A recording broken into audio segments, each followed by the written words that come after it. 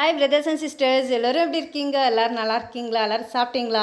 Tirunelveli to Chennai travel vlog தாங்க போட்டிருக்கேன். காலையில் திருநெல்வேலியிலேருந்து கிளம்பி நேராக கோவில்பட்டியில் போய் டிஃபன் சாப்பிட்டோம்.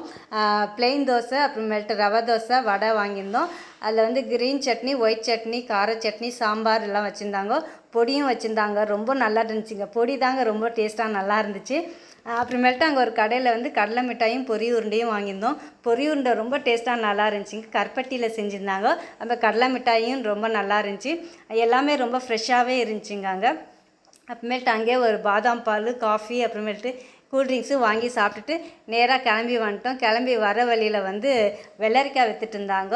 அங்கே பிஞ்சி வெள்ளரிக்காய் அதுவும் வாங்கிட்டு அதையும் சாப்பிட்டுட்டே வந்தாங்க. ரொம்ப நல்லா இருந்துச்சு.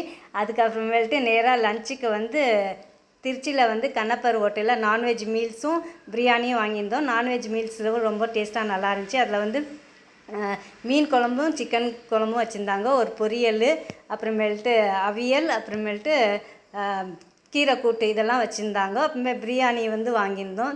சீரக சம்பா பிரியாணி, சிக்கன் லாலிபப்பு, பெப்பர் சிக்கனும் வாங்கியிருந்தோம். அதில் வந்து ரைத்தாவும் தால்ச்சாவும் வச்சுருந்தாங்க. எல்லாமே ரொம்ப டேஸ்ட்டாக நல்லா இருந்துச்சுங்க. அப்புறமே லாஸ்ட்டில் ஒரு இளநீர் பாயசமும் வாங்கி சாப்பிட்டோம். இளநீர் பாயசமும் ரொம்ப நல்லா இருந்துச்சுங்க. அப்புறமே எல்லோருக்கும் இனிய நாளாக மாறட்டும்.